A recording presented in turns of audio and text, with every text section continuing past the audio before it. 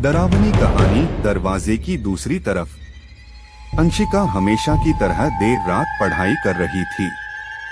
घर में बाकी सब सो चुके थे।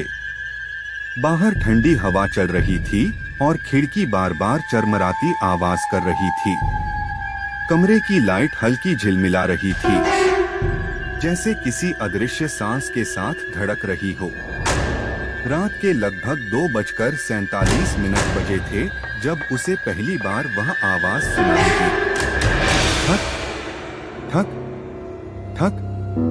आवाज उसके कमरे के बाहर वाले पुराने लकड़ी के दरवाजे से आ रही थी।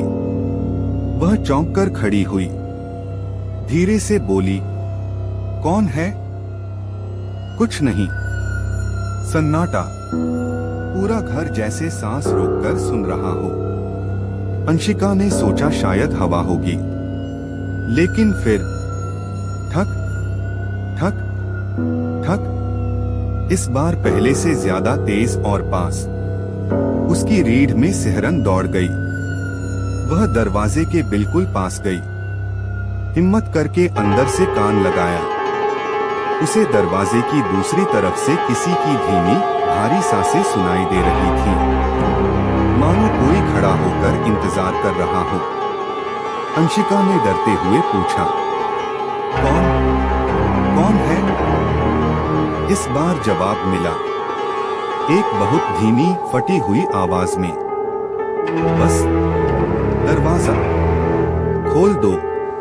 अंशिका पसीने से भीग गई। वह पीछे हट गई। आवाज फिर आई, मैं बहुत देर से बाहर खड़ा हूं। कमरे की लाइट अचानक झपकी और बंद हो गई। पूरा कमरा अंधेरे में डूब गया।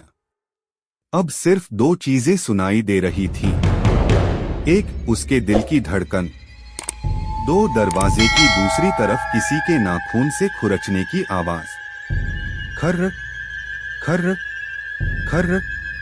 अंशिका रोने लगी। डर के मारे उसका गला बंद हो रहा था। फिर खुरचना बंद हुआ। पूरी खामोशी। अचानक दरवाजे के सबसे नीचे वाले गैप में से किसी का साया धीरे धीरे झुककर दिखाई देने लगा, जैसे कोई नीचे बैठकर उसे अंदर झांक रहा हो। और तभी एक आवाज आई, तुम मुझे देख सकती हो, है ना? अंशिका चीख पाई उससे पहले।